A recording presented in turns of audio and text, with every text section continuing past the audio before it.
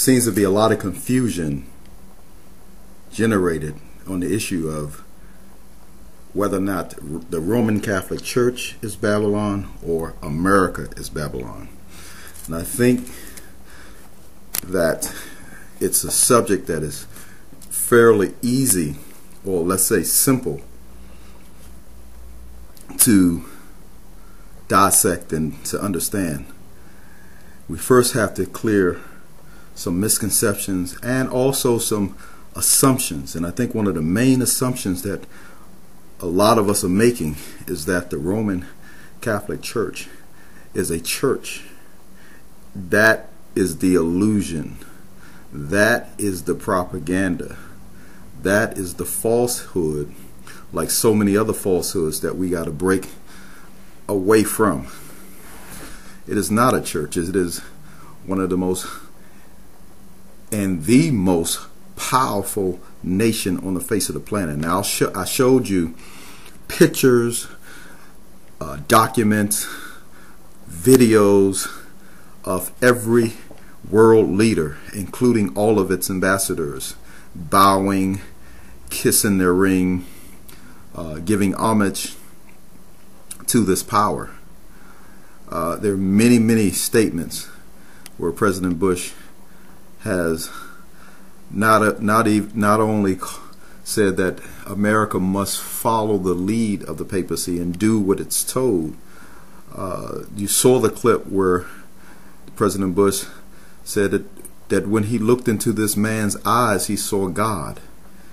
Now, when you have a world leader, especially Bush, who's in a position where he can very well not only suspend elections and assume the power dictatorship of this country, but that indefinitely is saying that we must follow, and we are going to follow, a man that he sees as God.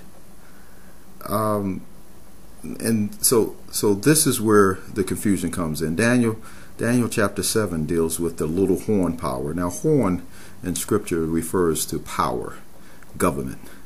And this little horn power is clearly laid out in the book of Daniel as the power that is in control, ruling with the 7 powers of Europe, the 7 main powers of Europe.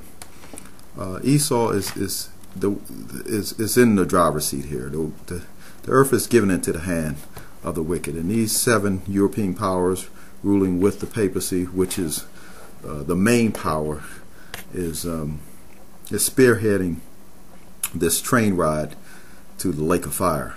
The beast is clearly the Roman system. Okay, it is not a church. It is a powerful nation with ambassadors all over the world. Ambassadors all over the world come to the Vatican. They have diplomatic status. No pastor, no church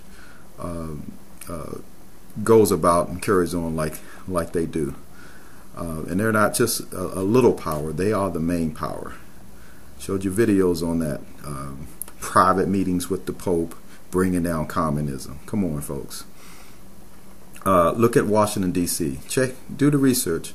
Washington, D.C., the city itself, the land was purchased from a Roman Catholic. Carroll is his name. It was called Rome. That land was called Rome, and the Potomac River there was called the Tiber River. Okay, give me a break. It has the Vatican's handprints are all over this thing. Even the founding fathers, do the research. They were Freemasons. Okay. And many of what they were doing, Bush said that they were carrying out a plan that had been laid down before them, and many of these details of this plan were worked out by a gentleman that reportedly started a secret society called the Illuminati, Adam Weishaupt, which was a Jesuit priest or Jesuit professor a professor of canon law at Ingolstadt University in Bavaria, Germany. I can't get it more plainer than that. And many of his words and works were used to carry out the French Revolution, then again carried out by Jesuits, Robespierre and Voltaire. Napoleon had connections as well. So behind the scenes, get a book called The Secret Terrorists. It deals with the history of what the Vatican was doing during those years in which the world thought that it was no longer a major player. Trust me, it went underground and was working through the secret societies, and it's brought us to where we are today. Look at some history surrounding Francis Bacon and John Dee, you know, and you be shocked at the connections. There's several videos. America's Secret Beginnings is one good one, where it goes in that goes into that history. The United States is that two-horned beast that does everything for the first beast before it in Revelation 13, and it also sets up the image to the Roman system, and then you also have to look at the fact that President Bush again literally worships the Pope. All the policies of the United States are completely papal. People talk about Nazi Germany and what happened with Hitler. Well, Hitler was controlled by the Roman Church. I mean, his top generals were Jesuits, you know, Goebbels and Himmler and all of these people. After the war, the top leaders, especially a lot of the scientists and different criminals, were brought over through the Vatican rat lines and into the United States. Same with the communist people. They're your leaders of the Homeland Security.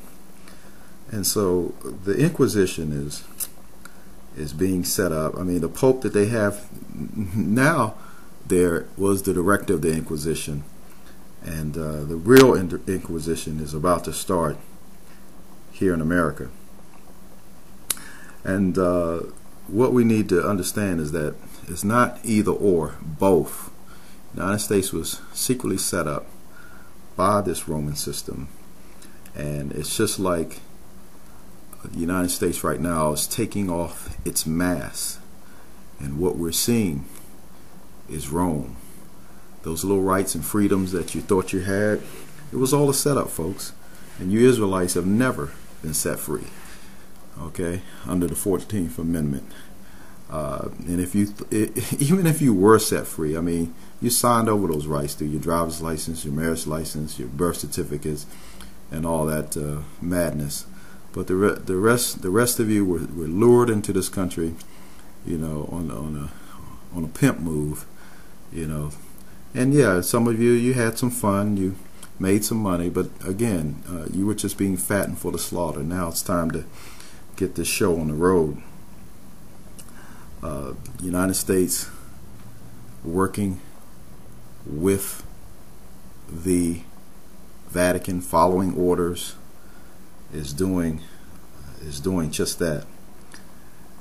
And